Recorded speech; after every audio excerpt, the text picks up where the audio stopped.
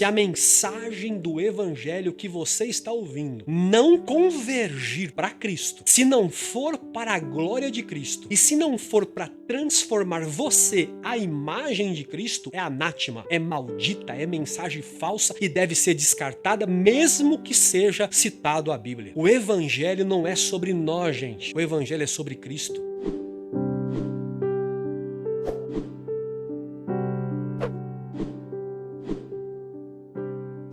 Nós estamos no terceiro dia de reflexões sobre a carta de Paulo aos Filipenses. Já conversamos um pouco sobre o capítulo 1, conversamos também um pouco sobre o capítulo 2 e hoje nós vamos refletir um pouco sobre o que Paulo escreveu no capítulo 3 da carta aos Filipenses. Embora toda a carta aos Filipenses seja de grande relevância e importância para produzir um amadurecimento da nossa fé e da nossa alegria em Deus, no capítulo de número 3, tem um tema que Paulo dá uma maior atenção, uma maior ênfase. Paulo sabe que havia ali na igreja um problema que estava colocando o relacionamento da igreja com Deus em risco. E Paulo vai alertá-los para colocá-los em segurança, é isso que ele vai dizer. Mas aí você me pergunta assim, mas Elter, a Bíblia já não nos diz que nós estamos já guardados em Deus porque cremos nele? Como está escrito em Salmos, capítulo 4, verso 8, que diz que em paz me deitarei e dormirei, porque tu, Senhor, me fazes habitar em segurança. Ou Salmo 91, verso 4, que diz que ele te cobrirá com as suas penas e debaixo de suas asas estareis seguros. Olha aí, a Bíblia não fala de segurança? Agora, acreditar em Deus é o suficiente, gente, para estarmos seguros? Se é, por que Paulo então escreveu para a igreja que estava repetindo e reforçando aquela mensagem para de alguma forma colocar os irmãos que estavam em Filipos em segurança? Então, eu quero convidar você para nós lermos, para entendermos um pouco por que Paulo disse isso. Por que Paulo disse aos filipenses que aquilo que ele iria tratar era para colocar os crentes em segurança. Vamos ler? Carta de Paulo aos Filipenses, do capítulo 3, dos versos 1 a seguir, que diz assim: Finalmente, meus irmãos, alegrem-se no Senhor. Escrever-lhes de novo as mesmas coisas não me é cansativo. Para mim, é uma segurança para vocês. Cuidado com os cães. Cuidado com estes que praticam o mal. Cuidado com a falsa circuncisão. Pois nós que somos da circuncisão, nós que adoramos pelo Espírito de Deus, que nos gloriamos em Cristo Jesus e não temos confiança alguma na carne, embora eu mesmo tivesse razões para ter a tal confiança, se alguém pensa que tem razões para confiar na carne, eu ainda mais. Verso 17 agora. Irmãos, sigam unidos o meu exemplo e observem os que vivem de acordo com o padrão que lhes apresentamos. Pois, como já lhes disse repetidas vezes, e agora repito com lágrimas, há muitos que vivem como inimigos da cruz de Cristo. Quanto a estes, o seu destino é a perdição. O seu Deus é o seu estômago e tem orgulho de que é vergonhoso. Eles só pensam nas coisas terrenas.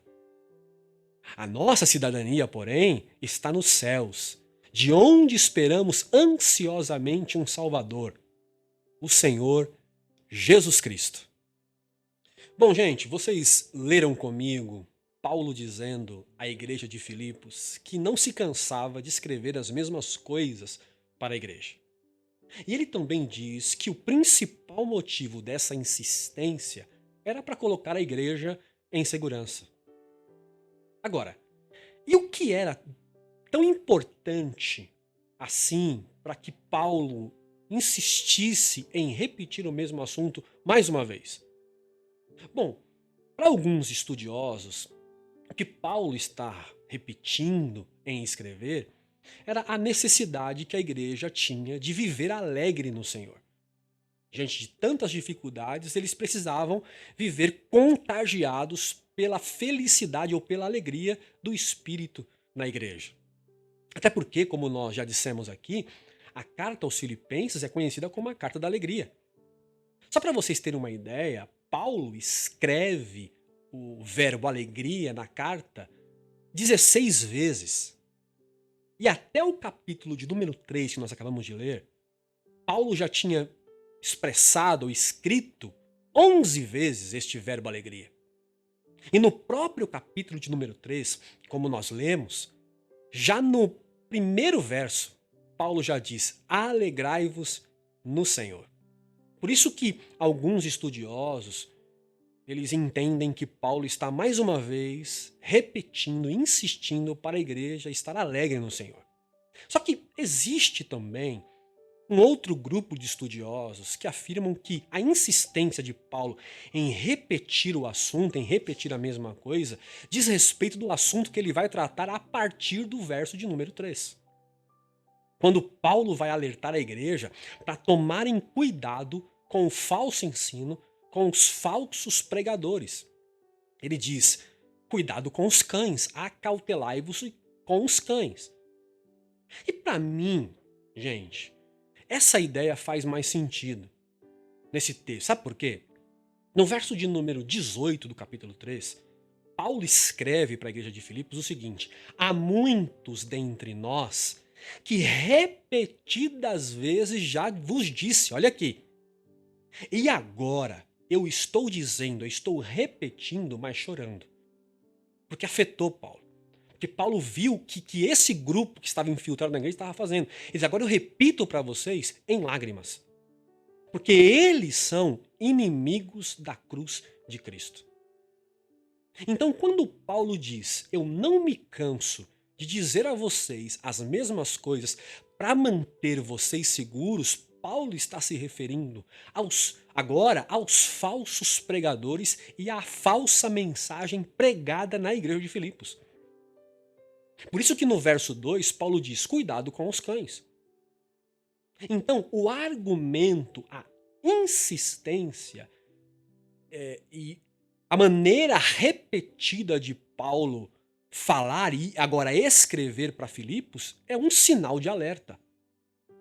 Paulo está preocupado, ele mesmo diz na carta, com a segurança das ovelhas de Jesus. Paulo quer salvar a igreja dos cães, dos lobos, dos espertões da fé e que usam o nome de Deus corrompendo a igreja de Deus. Só que pena que para muitos cristãos esse assunto não tem muita importância. E ainda diz assim, ó, pregue e foque pregar o evangelho. Só que na carta, Paulo dá os nomes aos bois. Porque para Paulo, pregar o evangelho, proclamar o evangelho, também é denunciar o falso evangelho. Por isso que esse assunto precisa ser repetido quantas vezes forem necessários, até que a igreja entenda e consiga discernir a falsa pregação, a falsa mensagem e o falso pregador. Paulo repete e não se cansa de repetir as mesmas coisas, porque ele sabe da importância do princípio pedagógico da repetição. Porque, gente, quanto mais ouvemos a mesma coisa, a nossa estrutura neural, ela é fortalecida. E o nosso nível de retenção de aprendizagem aumenta. Por isso que Paulo repete. Paulo está repetindo para que eles aprendam. Porque ninguém pode manipular quem sabe a verdade. O conhecimento do Evangelho de Jesus traz segurança para a igreja. Uma igreja sem Evangelho está correndo risco. Por quê? Porque quando se compreende o Evangelho, quando se entende a verdadeira pregação do reino de Deus, Esta mensagem, este entendimento, esta compreensão, ela traz segurança contra o falso ensino. Ela traz segurança para a igreja contra o falso profeta. Traz segurança para a igreja contra o anticristo. Por isso que eu faço coro com o apóstolo Paulo. Eu não me canso de dizer a vocês as mesmas coisas. E eu não estou só repetindo isso aqui hoje, quem está nos acompanhando sabe disso.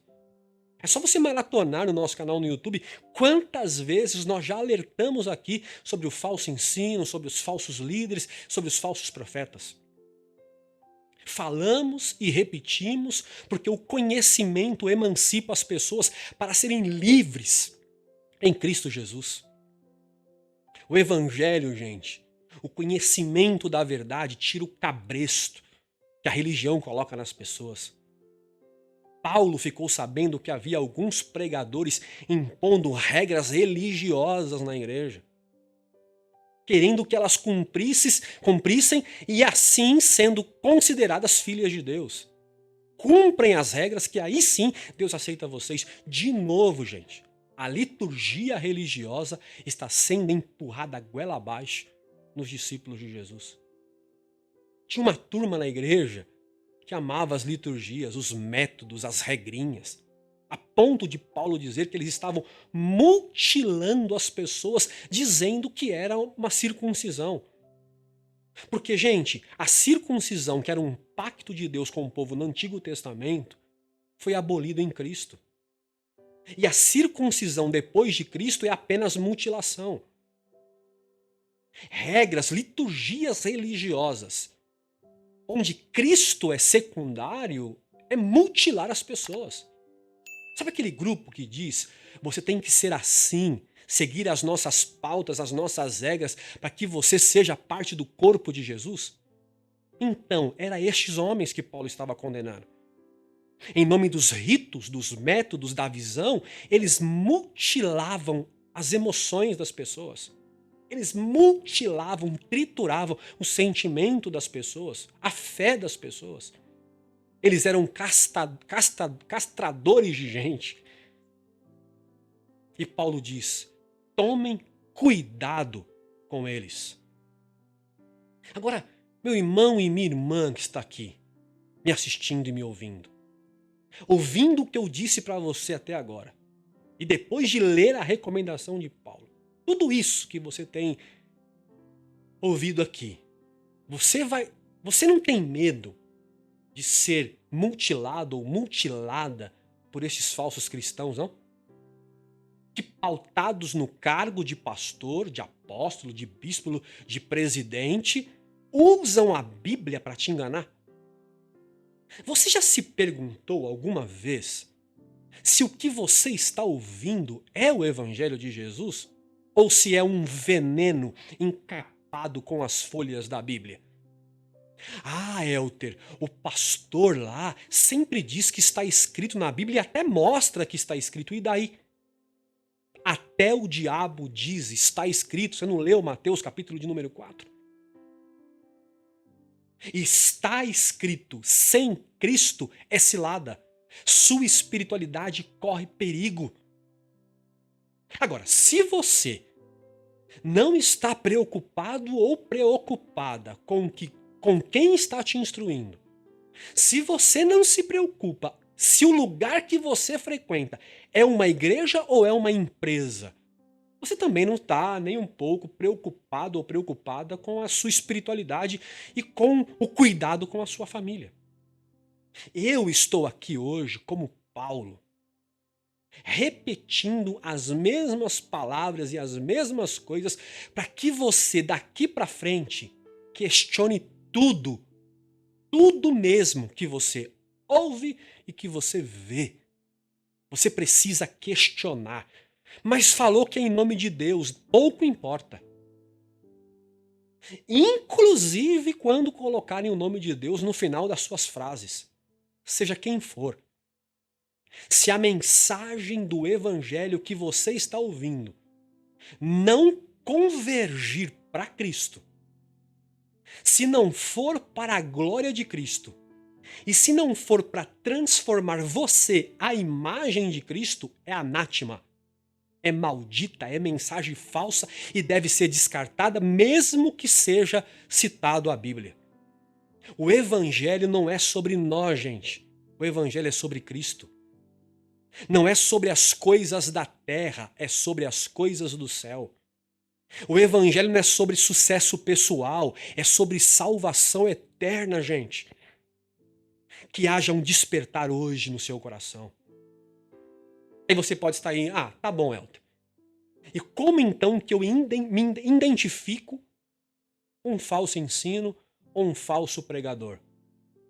Paulo dá pelo menos aqui, no capítulo 3 de Filipenses, duas poderosas características destes homens. Primeiro, eles falam apenas de si e do próprio ministério. São os líderes pavão, adoram aparecer. Filipenses 3,19, Paulo diz assim, que o Deus deles é o próprio ventre, o próprio ego. Eles adoram ser elogiados. Eles adoram ser o centro das atenções. Sim, eles querem a foto no folheto do culto ou no Instagram da igreja para mostrar que quem manda ali é eles. Eles adoram placas de honra ao mérito. Eles querem ser destaques, porque o Deus deles é o próprio ventre. E se alguém fizer sombra na luz deles, eles dão jeitos de excluir, porque são idólatras de si mesmo. A primeira característica de Paulo, que Paulo pede para nós ficarmos atentos, é que eles são adoradores do próprio ventre. A segunda característica dos falsos pregadores, de onde vêm as falsas mensagens, é que eles cultuam, escuta isso aqui, a ostentação. Filipenses 3,19 diz que eles se preocupam, olha esse detalhe, com as coisas da terra, com as coisas terrenas. Eles estão na igreja, eles pregam a Bíblia, eles falam em nome de Deus e sobre Deus, mas amam mesmo é a bufunfa, é o dinheiro. Eles querem ostentação das coisas da terra. Eles amam os números, amam as estatísticas, amam as construções. Eles adoram relatório, porque eles querem resultado, eles amam as coisas da terra, do que é visível. E ainda dizem que estão fazendo isso para a glória de Deus e em nome de Deus. Mas eles não dividem as suas capas com ninguém. Eles só atendem, é só observar, Paulo está dando a dica. Eles só atendem pessoas que os interessam. Só visitam para não diminuir o número de membros na igreja ou para não perder as contribuições. Porque a mentalidade deles é terrena. O que Paulo está dizendo é que estes mensageiros que só querem tirar vantagem de vocês vão acabar destruindo vocês. Por isso que Paulo quer colocá-lo em inseguranças. Querem se dar bem, gente, em tudo o que eles fazem aqui na terra. Então, pelo amor de Deus, ouça a palavra do Evangelho. Fiquem espertos e fiquem atentos a essas recomendações, porque estes homens e essas pregações estão espalhadas por todo o mundo, inclusive nas redes sociais. Cuidado com os cães, foi o que Paulo disse. Sabe o que é cães? Cães é a metáfora de gente imoral, de gente impura.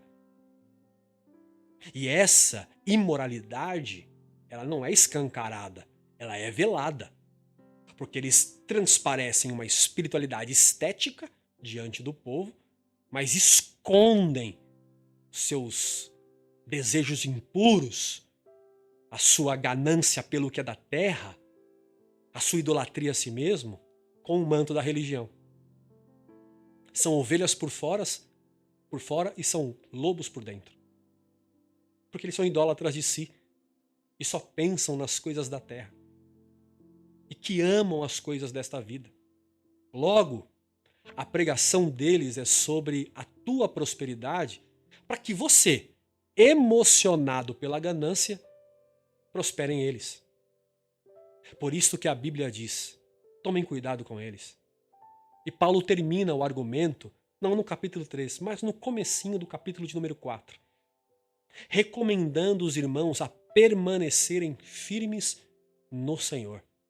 Não é firmes na instituição, não é firmes no líder, ou no presidente, ou no pastor, no bispo, não é firmes é firmes no Senhor.